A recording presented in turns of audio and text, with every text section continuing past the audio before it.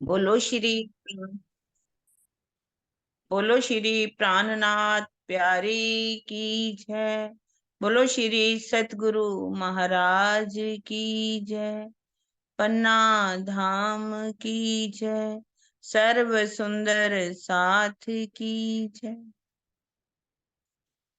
प्रथम लागू दो चरनी को, धनिये न छुड़ायो खिन।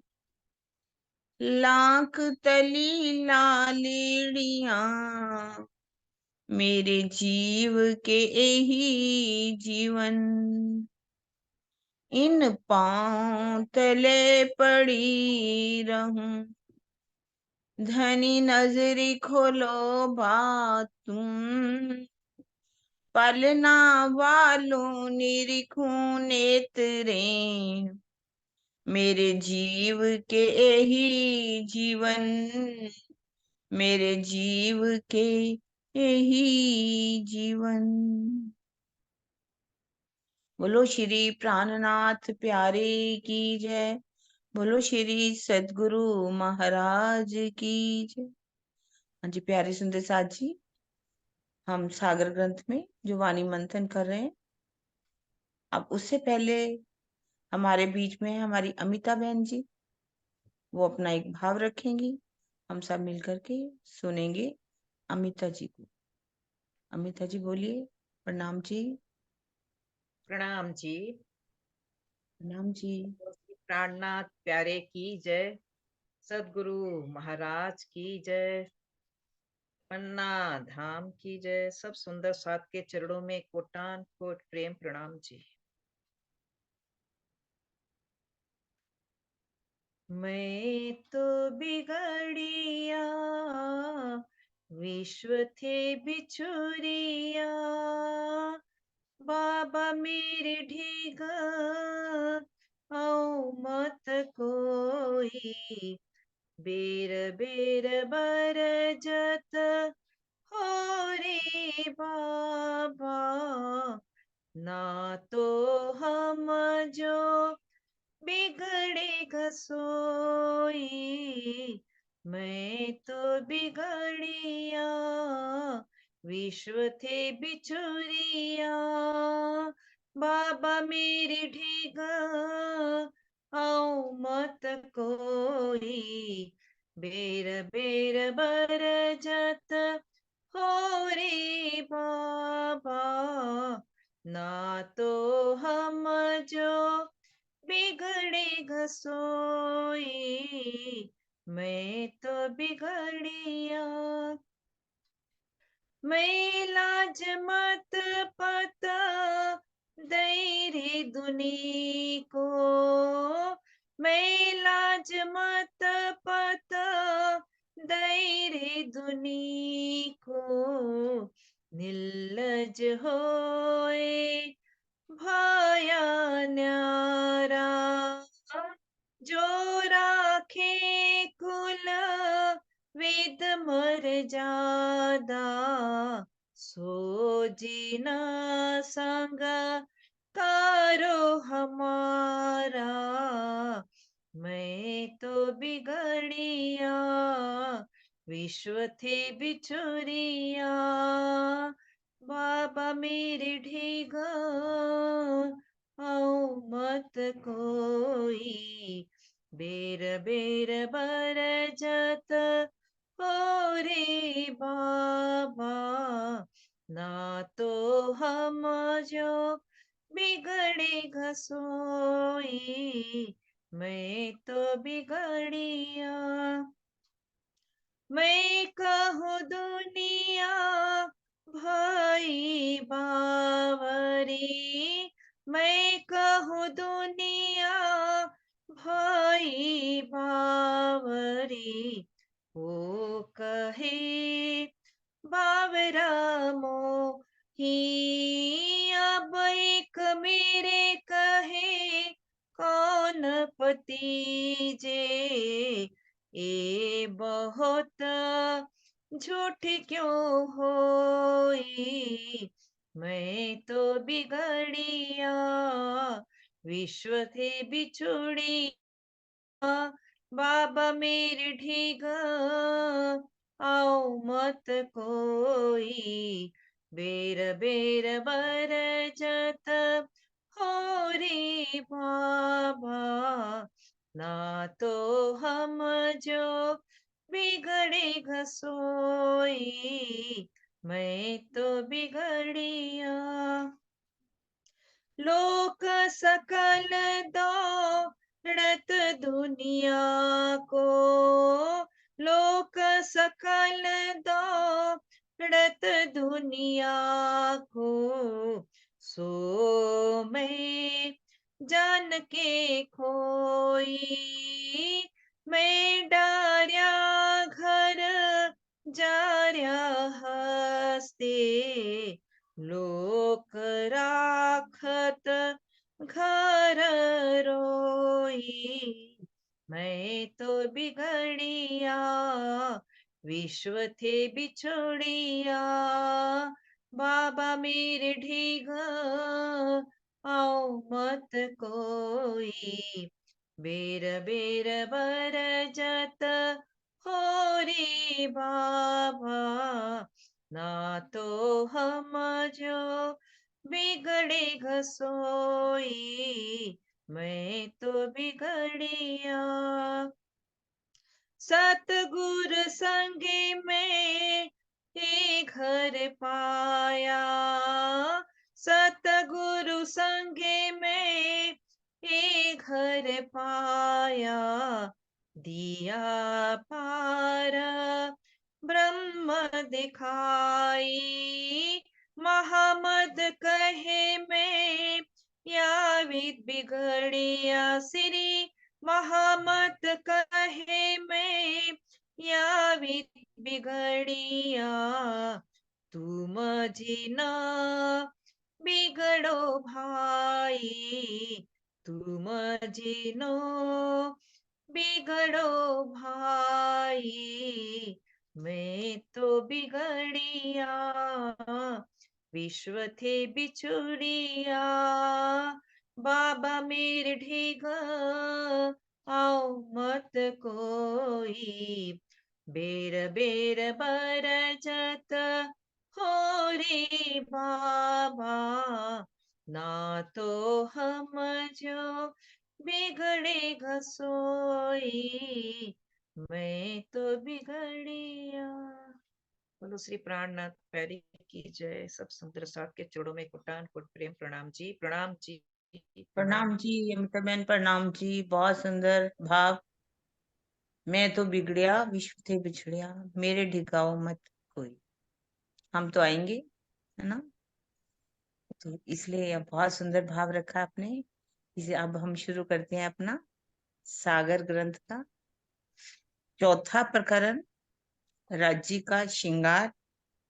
अभी हम पांचवा पढ़ चल रहा रहे है ना दीदी मेरे ख्याल हैं। चौथा कंप्लीट हो गया था ना ये चौथा मतलब मेरा सागर की बात कह रही हूँ। अच्छा हाँ चौथा चौथा सागर, हाँ जी है ना। हाँ मैं जी सागरों को देखती हूँ, प्रकरणों को नहीं अच्छा देखती। ठीक है दीदी बोलिए। मीनू मैं पहले कहती वाले हूँ, या उनका मैसेज आ गया था, वो पूछ रहे थे क्या ना उनका देना। क्या कह पहले रहे हो दीदी दोबारा बोलो पहले वाली रिकॉर्डिंग सारी डल चुकी है ठीक है दीदी है ना सुंदर साज को सूचना दे दो कोई बात हाँ नसराज जी, इससे पहले जितनी भी रिकॉर्डिंग हुई है वो सब यूट्यूब पे डल चुकी है। नहीं। एक मिनट एक दो सुंदर साज को मैं दे दूं शुरू करते हैं अपन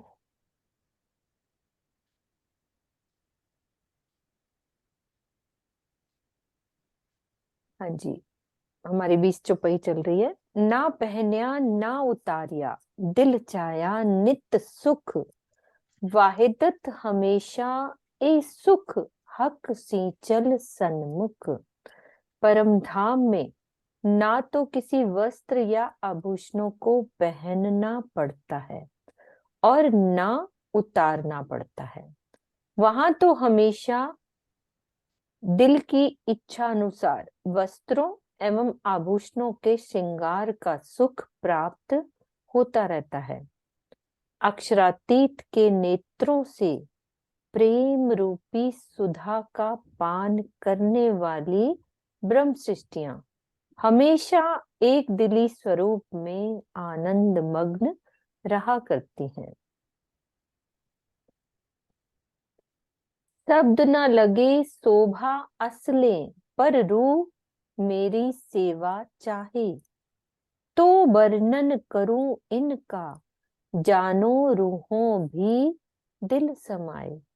इस संसार के शब्द श्री राज जी की शोभा का वास्तविक वर्णन करने में असमर्थ हैं, किंतु मेरी आत्मा प्रीतम की शोभा का वर्णन करके ये सेवा करना चाहती है। यानी श्री महामती जी की आत्मा कह रही हैं कि मैं श्री राज जी की शोभा का वर्णन इसलिए कर रही हूं ताकि अन्य ब्रह्म सृष्टियों के हृदय में ये शोभा बस जाए। इन जिमी जरे की रोशनी मावत नहीं आसमान, तो ए वर्णन क्यों हो वही अरस साहिब सुभान। परमधाम के एक कण के अंदर इतना प्रकाश है कि वह आकाश में नहीं समाता, अर्थात संपूर्ण आकाश में फैल जाता है। ऐसी स्थिति में भला ये कैसे संभव है कि परम धाम के साहिब श्री राज जी की शोभा का वर्णन किया जा सके। अरस साहिब सुभान। साहिब या साहिब शब्द अरबी भाषा का है। वस्तुतः ये समान सूचक है, सम्मान सूचक है, मतलब सम्मान वाला, जो नाम के अंत में लगाया जाता है। इसका अर्थ होता है स्वामी, मालिक, मित्र, सहायक, साथी वाला, जैसे साहिब ए इलम अर्थात इलम वाला। इस कथन के आधार पर यह स्पष्ट है कि श्री जी साहिब जी में प्रयुक्त साहिब जी शब्द सम्मान सूचक है। श्री जी शब्द का अर्थ होता है अनंत शोभा से संपन्न सबके प्रीतम जो अक्षरातीत हैं, वे ही श्री जी साहिब जी हैं। इस चौपाई में वर्णित साहिब शब्द के अर्थ स्वामी का प्रयोग श्री प्राणनाथ जी के साथ करना उचित नहीं, क्योंकि इस संसार में नाम के आगे स्वामी शब्द प्राय साधु सन्यासियों के लिए किया जाता है, जैसे स्वामी विवेकानंद जी, स्वामी दयानंद आदि। हम भी स्वामी प्राणनाथ कहकर धामधनी की गरिमा को कम करते हैं। संपूर्ण बीतक में सुंदर साथ ने कहीं भी श्री जी को स्वामी जी कहकर संबोधित नहीं किया। हरिद्वार के प्रसंग में तारतम ज्ञान से अनभिज्ञ अन्य मतावलंबियों ने अवश्य स्वामी जी कहा है। किरंतन प्रकरण 40 चौपाई 1 में स्वाम द्रोही शब्द जीव के लिए कहा गया है, आत्मा के लिए नहीं। ये चौपाई निकाल सकते हैं कि कौन सी चौपाई थी। किरंतन प्रकरण 40 चौपाई 1 मैं निकालती हूँ।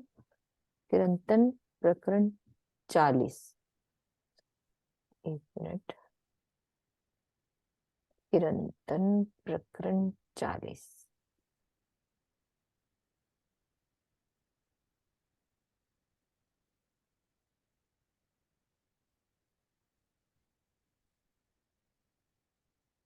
शेयर कर रही हूँ सुंदर साथ जी। कौन सी चौपाई थी दीदी? 1 ना? 40 प्रकरण के 1 नंबर। 1 नंबर ये रही। इसमें आ रहा है क्या? स्वामद्रोही ये आ गया ना। हारे वाला अगिन उठे अंग ए रे अमारणे, विमुख विपरीत कमर कसी हथियार, स्वाद चढ़िया स्वाम द्रोही संग्रामे। यही स्वाम की बात कर रहे हैं ना। मतलब विकट स्वाम शब्द है, स्वामी नहीं है, लेकिन ये स्वामी जीव नहीं, के लिए आ रहा है। ये जीव के लिए आ रहा है। विकट बंका कीधा अमे आसाधार, है ना। हे मेरे धामधनी, हमारे हृदय में प्रायश्चित की ये अग्नि जल रही है कि हमने आपसे विमुख होकर अपना प्रेम खो दिया है। स्वाद चढ़िया स्वाम द्रोही संग्रामे। फिर क्या है, तथा काम क्रोध आदि मायावी विकारों के हथियार लेकर लड़ने के लिए तैयार हो गए हैं। तो हे प्रीतम, आपसे द्रोह रूपी युद्ध का हमें चस्का लग गया है। इस प्रकार हमने बहुत ही भयंकर एवं उल्टे काम किए गए हैं, उल्टे काम किए हैं। भावार्थ, इस चौपाई में प्रायश्चित की अग्नि के जलने का प्रसंग है, ना कि विरहा, क्योंकि विरहा से ही प्रेम प्रकट होता है एवं प्रीतम का दीदार होता है, जबकि इस चौपाई में स्वयं को धामधनी से विमुख एवं प्रेम से रहित कहा गया है।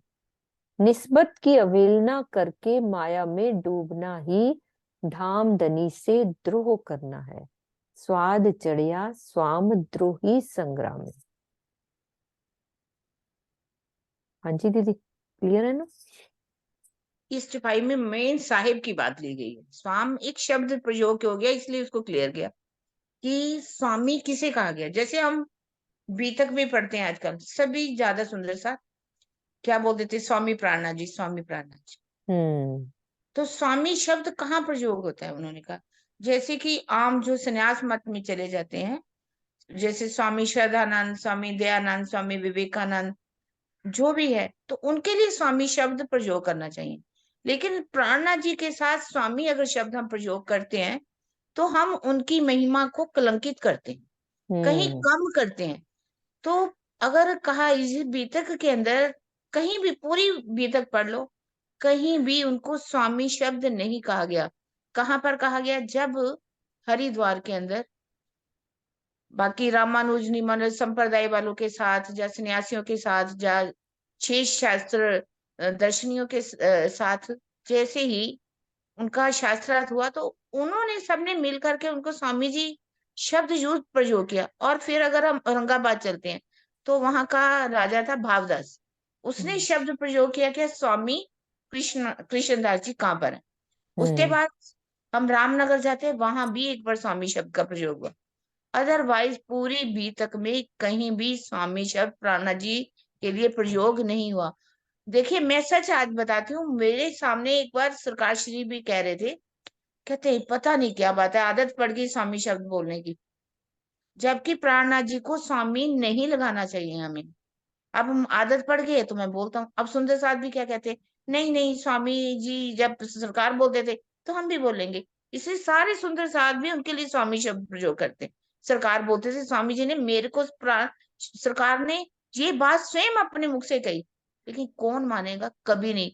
अगर सबके सामने उन्होंने कहा होता तो सब सुंदर साथ मानते।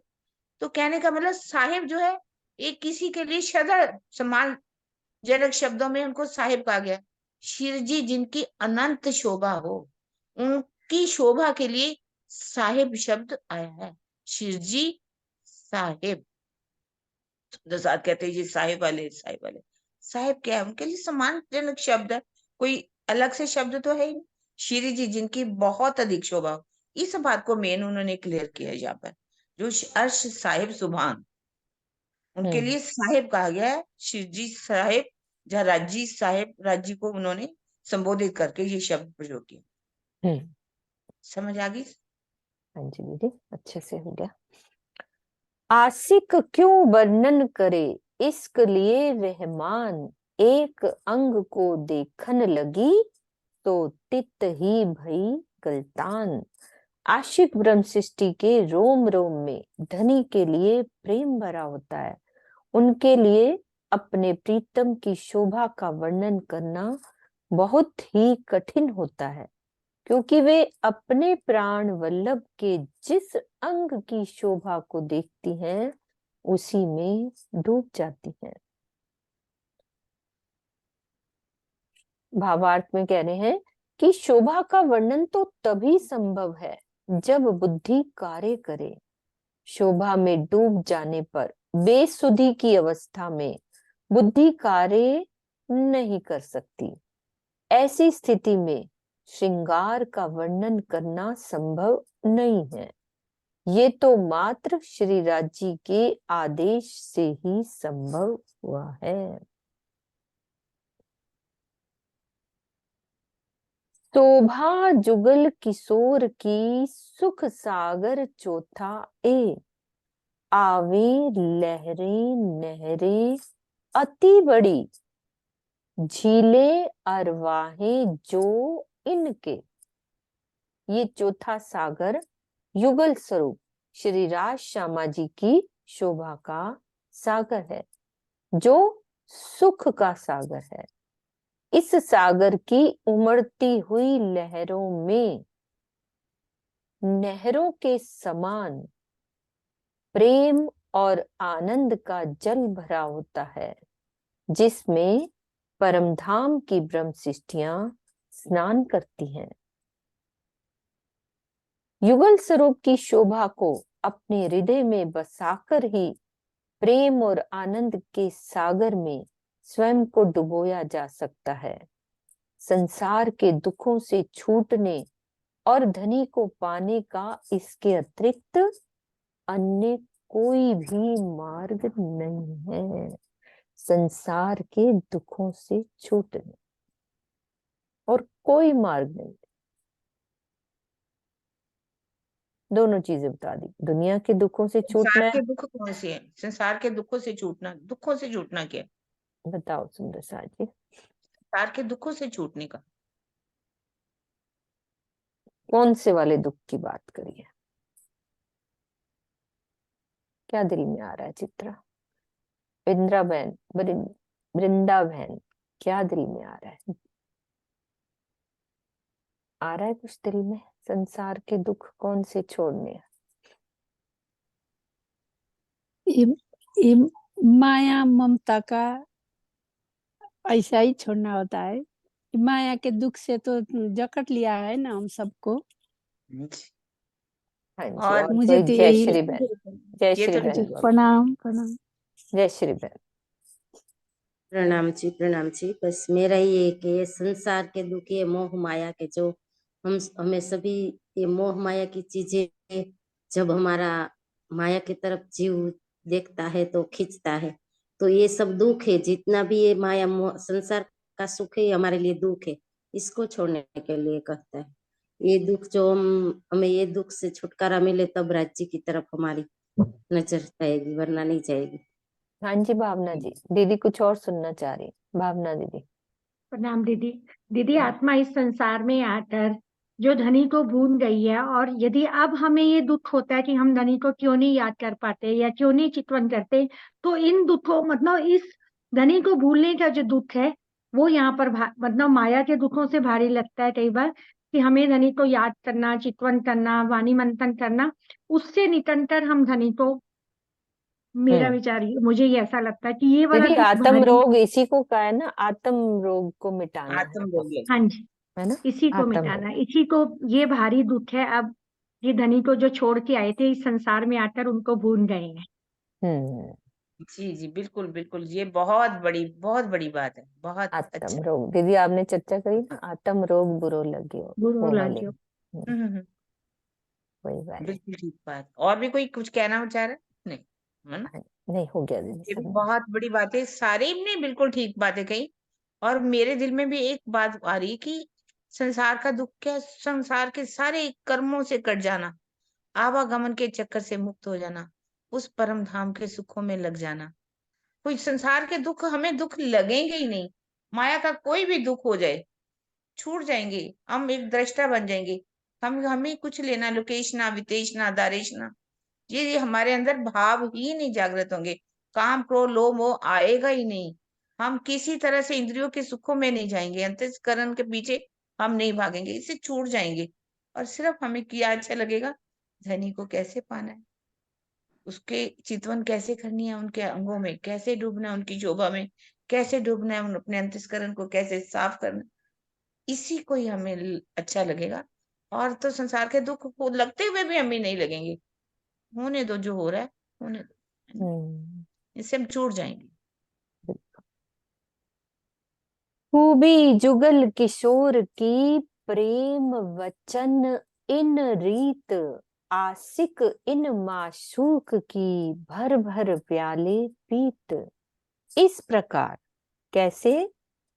इस प्रकार कि जो धनी को पाने का तरीका बताया ना, इस प्रकार जो ब्रह्म सृष्टि अपने माशूक श्री राज श्यामा जी की आशिक होती है, वह ब्रह्मवाणी के इन प्रेम भरे वचनों को आत्मसात करती है और युगल स्वरूप की शोभा को अपने दिल में बसाकर प्रेम तथा आनंद के प्याले भर भर कर पीती है।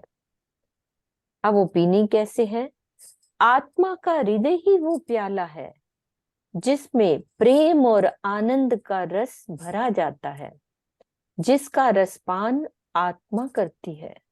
किंतु यह तभी संभव है जब युगल स्वरूप की शोभा को दिल में बसाया जाए। तो इस संबंध में सागर ग्रंथ का ये कथन बहुत महत्वपूर्ण है। ताथे हृदय आत्म के लीजिए, बीच साथ स्वरूप युगल, सूरत न दीजिए टूटने, फिर जाइए बल बल, फिर जाइए बल बल। सागर ग्रंथ है ना? हाँ जी दीदी, खोलो इसका। वैसे बहुत आप बोलो। हाँ, सुंदर साथ बोलो या आप बोलो। हाँ, बहुत आसान है। हाँ आत्म जी। के दिल में क्या लेना है? युगल स्वरूप की शोभा को बसाते चले जाना है। अपनी सुरता को टूटने जब चित्त में लगाएं तो हमारा मन भागे नहीं, कोई अंतस्करण हमारा भागे नहीं, कोई इंद्रियां हमारी किसी तरफ ना जाएं। अपनी सुरता को उस युगल स्वरूप में ही लगा करके रखना है और फेर जाइए बल बल, और हमें निछावर हो जाना है पूरी तरह से। अपना तन मन जीव निछावर कीनो श्री महामती चरणों, तन को भी समर्पित कर देना है, तन को पूरी तरह से बिठा देना है। और मन जो है ये भागे ना, मन को लगाम लगा करके रखो। मन की लगाम अगर हमारी पक्की होगी तो मन कभी भी नहीं भागेगा। इसी को कहा सुरता, जो हमारी आत्मा अपने युगल स्वरूप का दीदार कर रही हो तो वो इधर उधर ना जाए, मन भागेगा नहीं, कुछ चित्त भी नहीं होगा भागेगा। तो क्या होगा? हमारी सुरता लग जाएगी और अपने प्रीतम पर हम बार बार निछावर हो जाएंगे, बलिहारी। और वो युगल स्वरूप की शोभा को अपने आत्म के दिल में हमें बसाना। हाँ जी, अनिल गोयल जी क्या कह रहे हैं? हाँ जी अनिल भैया। प्रणाम जी दीदी, चौपाई निकालिए। हाँ जी, दीदी ने कहा हो जाएगा। चलो आप बोलो, कोई बात जी दीदी। नहीं। ताथे हृदय आत्म के लीजिए, बीच सात स्वरूप जुगल, सूरत न दीजिए टूटने, फिर जाए बल बल। इसीलिए अब अपनी आत्मा के दाम हृदय में चबूतरे पर बैठे हुए सुंदर साथ के बीच में विराजमान युगल स्वरूप को बसाइए, अपना ध्यान टूटने न दीजिए और बारंबार युगल स्वरूप की शोभा पर स्वयं को न्योछावर कर दीजिए। भावार्थ, इस चौपाई में सूरता का तात्पर्य आत्मदृष्टि से है। इसी प्रकार चित्वनी का भाव है आत्म चक्षुओं से देखना। यद्यपि शास्त्रीय भाषा में मन या चित्त की वृत्ति को सुरती कहा जाता है, किंतु यहाँ वैसा प्रसंग नहीं है। आत्मा के हृदय मन या चित्त की वृत्ति को सुरती कह सकते हैं, किंतु जीव के चित्त की वृत्ति को नहीं। इसी प्रकार चित्त और चित्ती शक्ति में भी अंतर होता है। यहाँ चित्ती शक्ति का भाव आत्मिक चेतना से लिया जाता है, जबकि चित्त का संबंध मात्र चित्त से ही होता है। प्रणाम जी। प्रणाम जी। अभी हम सागर पढ़ ही रहे हैं, आगे चौपाई आएगी हमारी तो हम उसका कर आराम से, और भी दोबारा से हो जाएगा। ठीक है। मेरी रूह नैन की पुतली, तिन पुतलियों के नैन, तिन नैनों में राखूं मासूक को, जो मेरी रूह आवे सुख चैन। मेरी आत्मा परात्म रूपी नैन की पुतली है। उस आत्मा रूपी पुतली का नैन ये हृदय है। इसमें हम अच्छे से समझते हैं कि जो मेरी आत्मा परात्म रूपी नैन की पुतली है, उस आत्मा रूपी पुतली का नैन यह हृदय है, जिसमें अपने माशूक श्री राजी को मुझे बसा लेना है। ऐसा करने पर मेरी आत्मा अपने प्रीतम का आनंद पा सकेगी और तभी उसे आराम, सुकून, संतोष भी प्राप्त होगा। अब इसमें मेरी रूह कौन है, नैन की पुतली कौन है, तीन पुतलियों के नैन कौन है ना दीदी? क्लियर कर लें ये वाली बात। ठीक है। मेरी रूह, सबसे पहले इतनी सी बात, आगे दूसरा जवाब नहीं। मेरी रूह कौन है, और फिर आगे हम करेंगे नैन की पुतली, क्योंकि ये चौपाई अक्सर सुंदर साथ को थोड़ी सी कंफ्यूज कर देती है। हम इसको अब समझ लेते हैं मिलके कि मेरी रूह का क्या मतलब हुआ, है ना सुनीता दीदी? मेरी रूह अर्थात मेरी आत्मा। अच्छा, जो यहाँ पे आई है ना प्रतीक, हाँ। इस आत्मा। ठीक है। अब आगे बोलते हैं सुंदर साथ जी, मेरी रूह यानी मेरी आत्मा। भावना दीदी, नैन की पुतली। भावना दीदी को बोलो। हाँ जी दीदी, मेरी रूह नैन की पुतली पर आत्म दीदी। मेरी रूह नैन नैन की पुतली। पूरा अब क्लियर कर दो। मेरी रूह नैन की पुतली, दीदी ने बोल दिया मेरी आत्मा, नैन की पुतली क्या हुई? पर आत्म। पर आत्म। मेरी आत्म जो है हाँ। पर आत्म रूपी नैन की पुतली है। इसमें ये इस चरण में ये बताया जा रहा है। किरण दीदी सही है ना? हाँ जी, हाँ जी। ठीक है। अब आ रहा है तीन पुतलियों के नैन। अब इसमें पुतली क्या है और उसके नैन क्या है? तीन पुतलियों के नैन, है ना सुषमा दीदी? सैमसंग, सॉरी सैमसंग के नाम से है कोई, खोलो सुंदर साथ जी सैमसंग। प्रणाम दीदी। बब्बू अच्छा दीदी। बब्बू, तुम बब्बू लिखो, ये सैमसंग वो बोलना पड़ता है। भूल जाती है लिखना। हाँ। जी, पुतली पहले चरण में बता दिया ना आत्मा को। नहीं नहीं, पुतली। हाँ जी, तीन पुतलियों के नैन, तो वो पुतली हुई अपनी आत्म।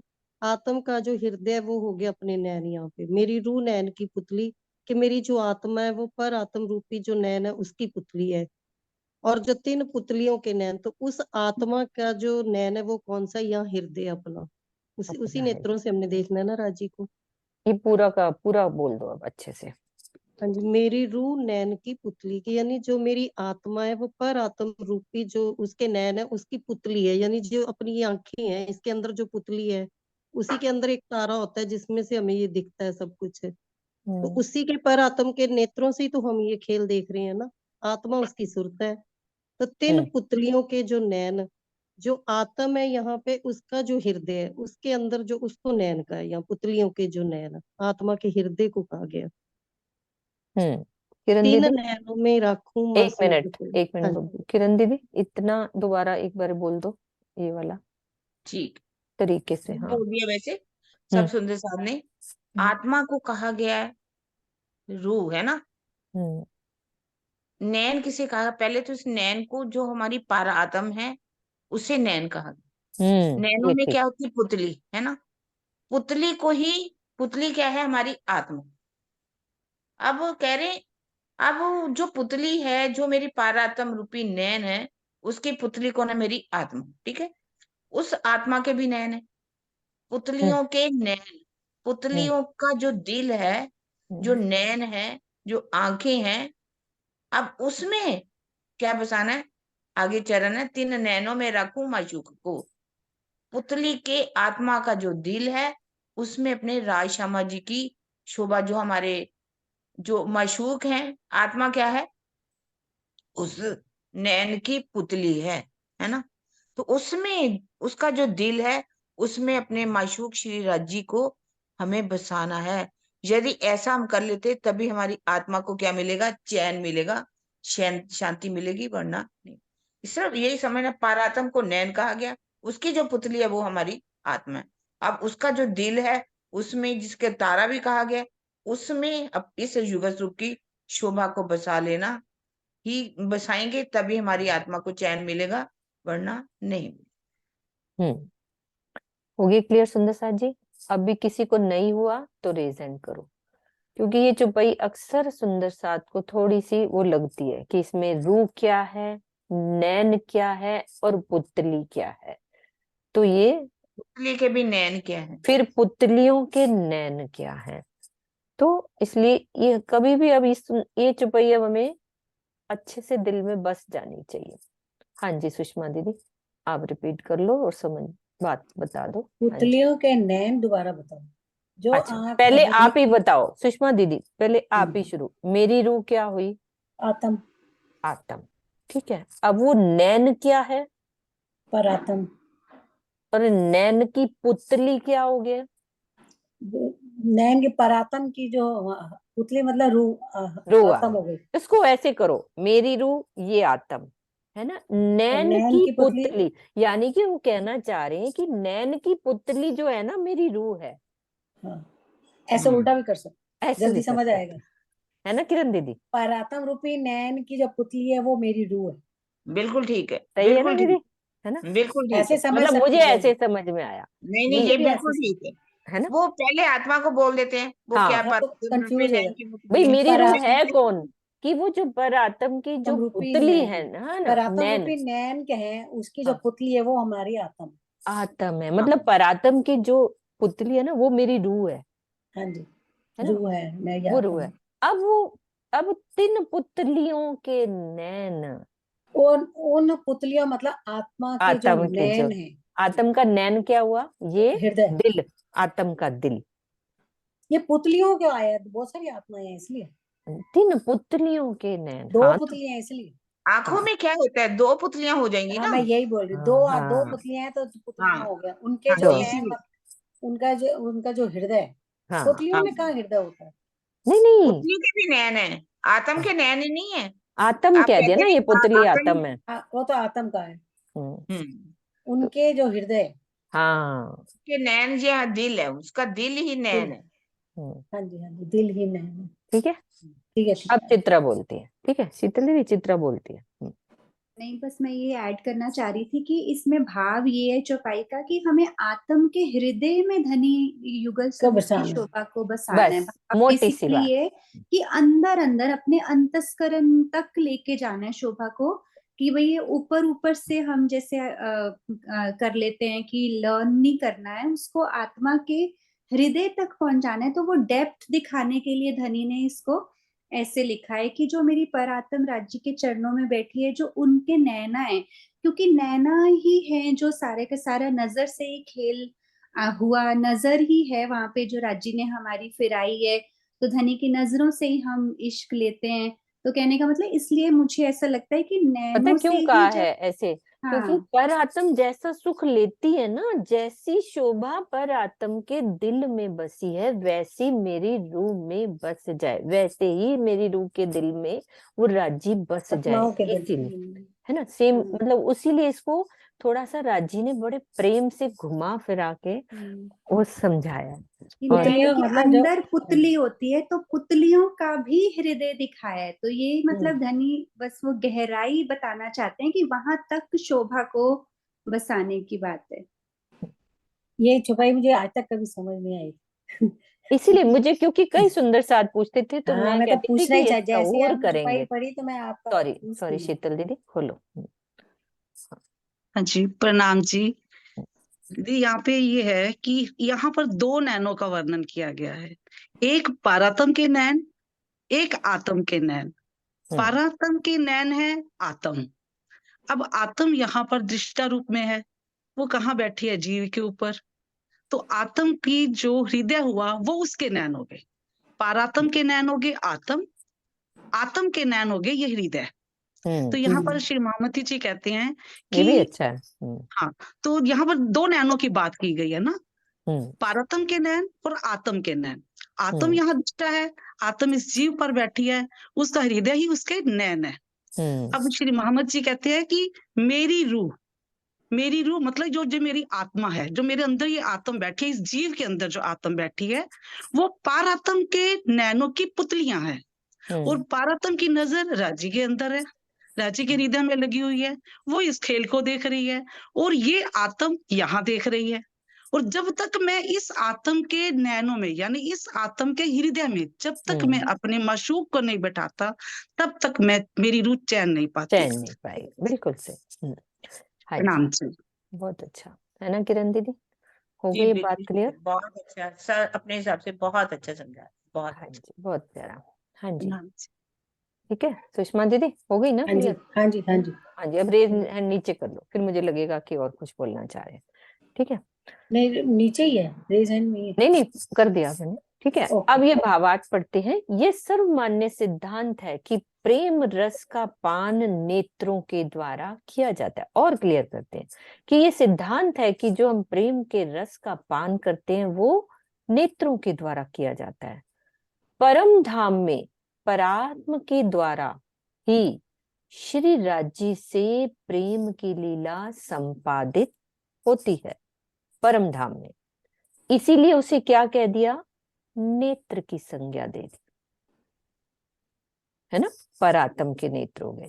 जिस प्रकार बिना पुतली के नेत्र से नहीं देखा जा सकता, उसी प्रकार परात्म की नजर जो हुक्म के द्वारा आत्मा के रूप में इस खेल में आई है, उसके बिना परात्म भी धनी से ना तो प्रेम कर पा रही है और ना बातें कर पा रही है। इस कारण आत्मा को परात्म रूपी नेत्र की पुतली कहा गया है। अब पुतली रूपी आत्मा का नेत्र वह हृदय है जिससे प्रीतम से प्रेम किया जाता है और उसमें बसाया जाता है। बिल्कुल बात को समझा दिया दूसरे तरीके से, ठीक है, बात वही है। इसी से मिलता जुलता भाव कबीर जी ने भी व्यक्त किया है। वो क्या कहते हैं? नैनों की कली कोठरी पुतली पलंग बिछाए, नैनों की चिक डार के पीऊ को लिया रिझाए। इस कथन में आत्मा को नेत्र तथा पुतली को हृदय कहा गया है। इस कथन में, इस चौपाई को कर दो क्लियर किरण दीदी। नैनो की कल कोठरी, ये नैनो को एक कोठरी कह दिया गया, जिसमें क्या है कि पुतली का मैंने पलंग बिछाया। नैनो की जो पुतली है ना, जिसे यहाँ आत्मा कहा गया, नैनो की कल पुतली रूपी पलंग मैंने बिछाया, अपने दिल रूपी पलंग मैंने बिछा दिया, है ना। क्योंकि दिल पे ही तो राज्य को बिठाना, जैसे हम कहते हैं अर्श तुम्हारा मेरा दिल है, तुम आए करो राम, सेज बिछाई रुचि रुचि के, यही तुम्हारा विश्राम, है ना। दिल रूपी पलंग मैंने उसमें बिछा दिया है। अब वैसे ही है एक पलकों की चिक डाल के, ये जो पलके है ना, उसका मैं नीचे गिरा दूं और अपने प्रीतम को उसके अंदर मैं रिझाऊं। इसमें भी वही बात कही है कि नैनों की कल कोठरी, नैन की जो कोठरी कौन है? पुतली।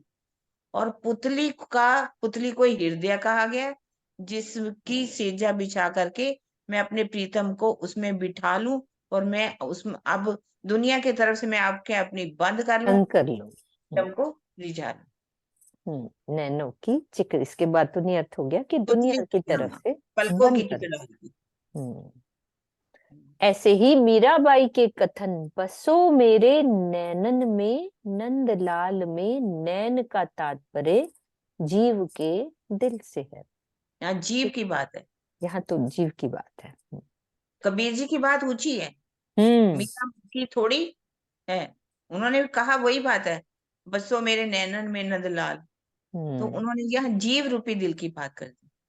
हम्म उन्होंने आत्मा की नेत्र की बात की, इन्होंने जीव रूपी दिल की बात की, हम्म मीराबाई। हम्म। इस प्रकार अलग अलग प्रसंगों में नैन, पुतली और तारा का प्रयोग किया गया है, किंतु मूल भाव जो है ना वो ये है कि हृदय में शोभा बसाई जाती है तथा दृष्टा आत्मा या जीव के द्वारा उसका रसपान किया जाता है। मेन बात ये है ना। उषा दीदी पानी पी लो, नींद आ रही है, पानी पी लो। ठीक है, अब यहाँ पे मंगलाचरण तमाम हुआ। ठीक है, ये मंगलाचरण संपूर्ण हुआ। अब श्री राज जी की मेहर से उनकी शोभा का वर्णन किया जा रहा है। अब सबसे पहले राज्य महाराज की शोभा प्रकरण 27 से शुरू हो रही है। सिर पाग बांधी चतुराई सो, हक्के पेच हाथ में ले, भाव दिल में लेके सुख क्यों कहूं विध ए। धामधनी ने अपने हाथों से सिर पर पेच यानी कि लपेट फिराते हुए बहुत ही चतुराई से पाग को बांधा है। सखियों को आनंदित करने के लिए अपने दिल में भाव लेकर उन्होंने जो पाग बांधी है उससे मिलने वाले सुख का वर्णन मैं नहीं कर सकती। क्लियर है ना? अब देखिए सुंदर साहब जी, यहाँ एक बड़ी प्यारी बात मुझे दिल में आई। बिल्कुल। हमने श्रृंगार ग्रंथ पढ़ा तो उसमें नख से शिख तक का वर्णन, नख चरणों का पहले वर्णन आता। यहाँ सागर ग्रंथ शुरू हुआ तो शिख से नख तक का वर्णन आएगा। यहाँ शीश कमल से शुरू कर दी शोभा। सिर पाग बांधी चितराई सो, के पेच हाथ में, शीश कमल से शोभा को शुरू किया। ठीक शुरू किया जा रहा है। ये बहुत अच्छी बात है। केस चुए में भीगल लिए जुगते पेच फिराए, पेच दिए ता पर बहुविध बांधी सारंगी बनाए। श्री राज जी के घुंघराले बालों में सुगंधित इत्र लगा हुआ है।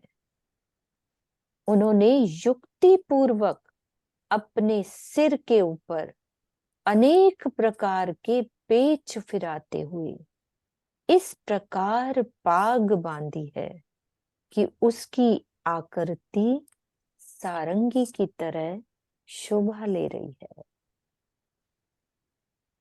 सारंगी एक प्रकार का प्राचीन वाद्य यंत्र है जिसके आधार पर आधुनिक वाद्य वायलिन की रचना की गई है।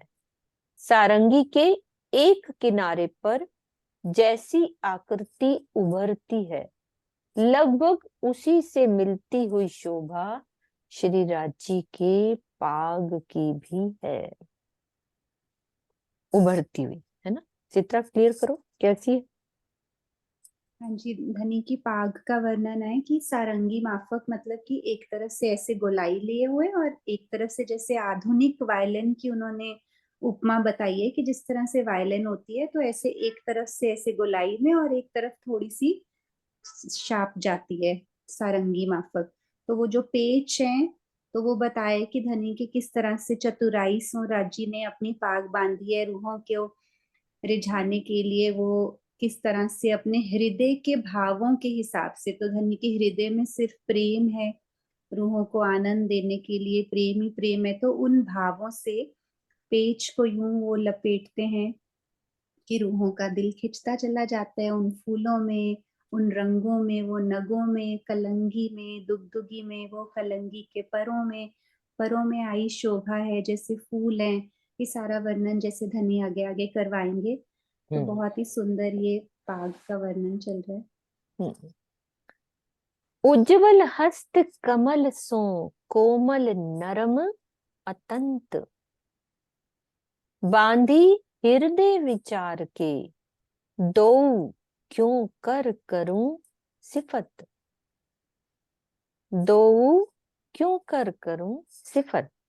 श्री राज्य के दोनों हस्त कमल अति उज्जवल गौर वर्ण के हैं, उनकी कोमलता अनंत है।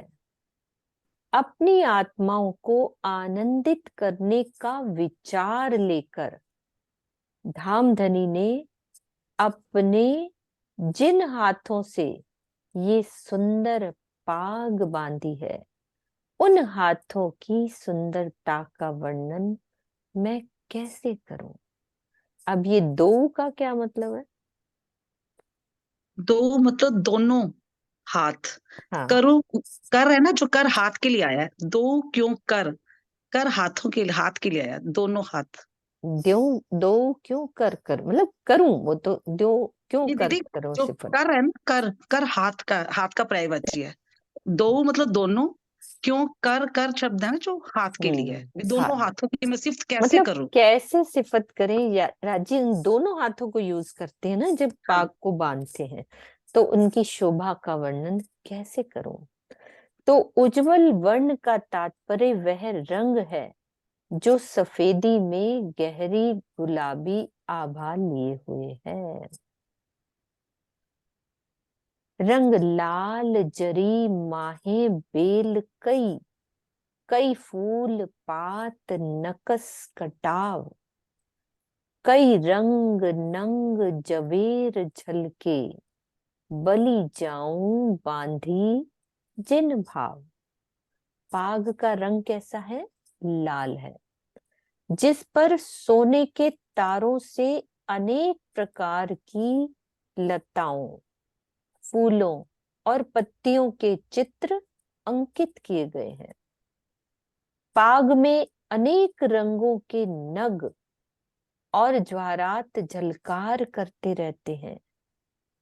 प्रीतम अक्षरातीत ने अपनी अंगनाओं को आनंदित करने की जिस भावना से ये पाग बांधी है, उस भाव पर मैं बार बार बलिहारी होती हूँ।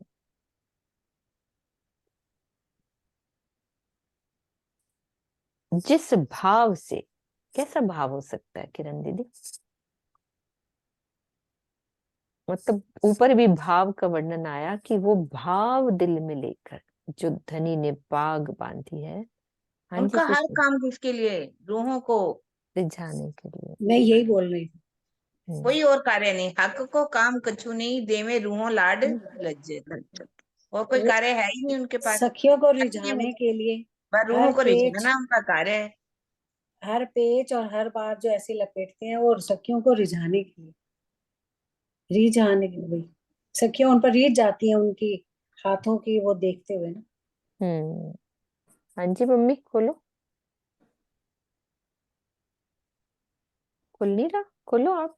मैंने खोल दिया आपको।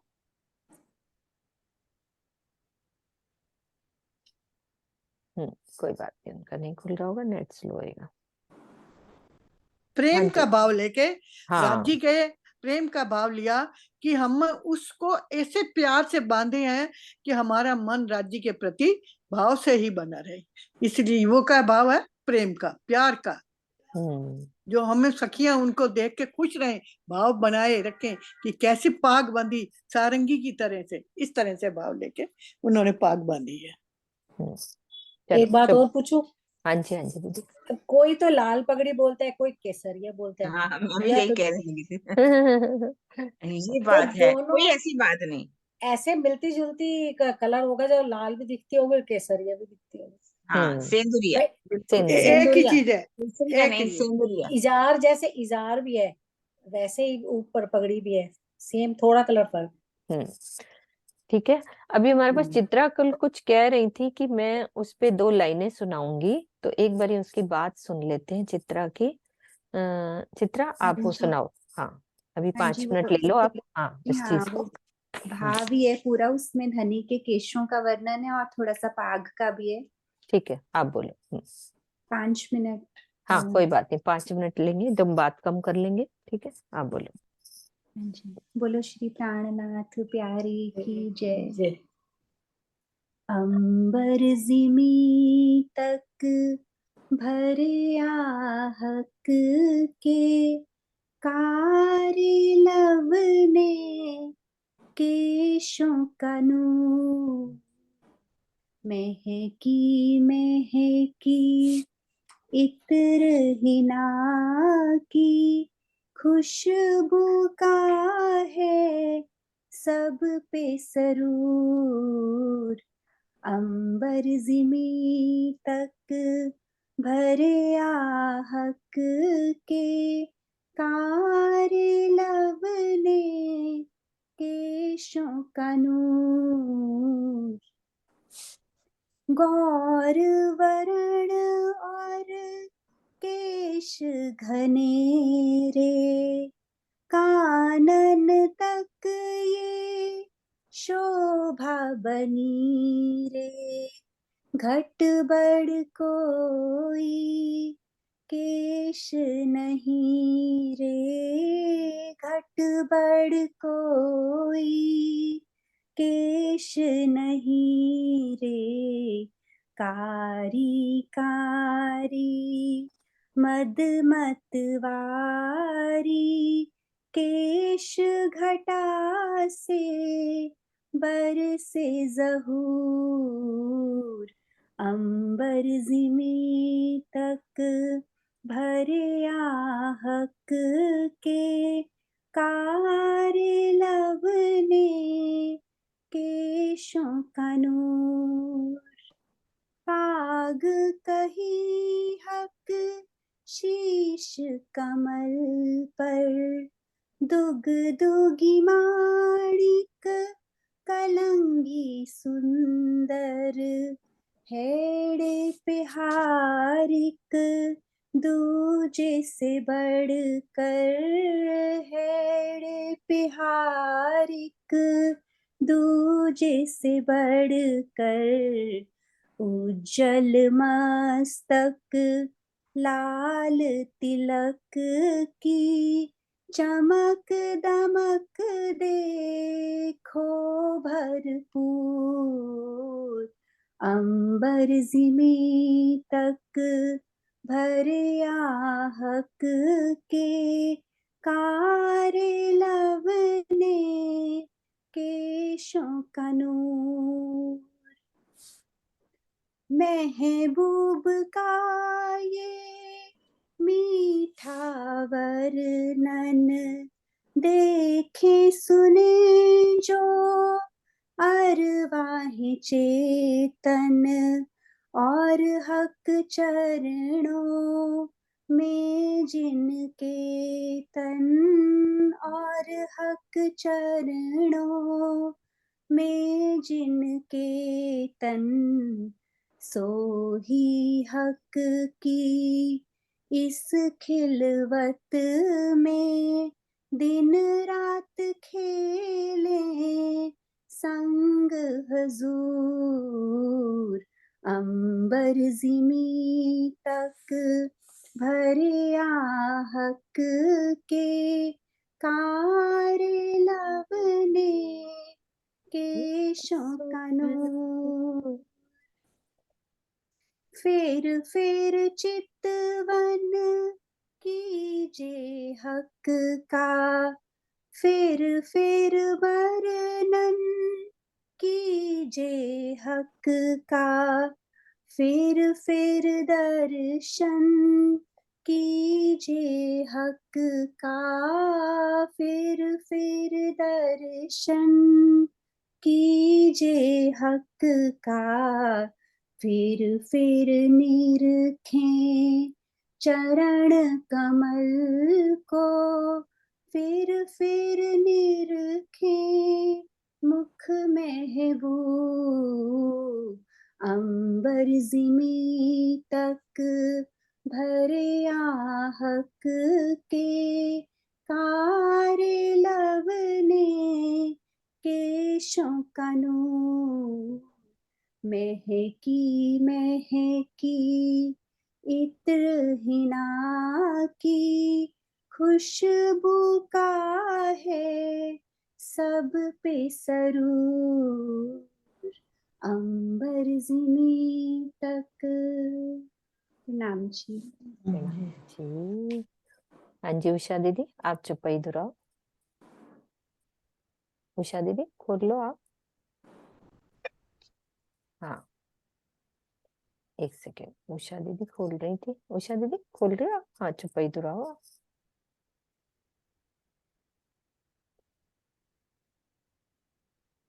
एक मिनट, पहले अनम्यूट करो उषा दीदी, पहले अनम्यूट करो फिर बोलना। खोलो आप। हाँ अब बोलो। रंग लाल जरी माही बेल कई, कई फूल पात नकस, कई रंग नंग जवेर झलके, बलि जाऊं बलि बांधी बिन भाव। बलि जाऊं बांधी जिन भाव, रंग लाल जरी माहे बेल कई, कई फूल पात नकस कटाव, कई रंग नंग जवेर झलके, बलि जाऊं बांधी जिन भाव, बलि जाऊं बांधी जिन भाव। बोलो श्री प्राणनाथ प्यारे जय, सद्गुरु महाराज की जय। प्रणाम जी।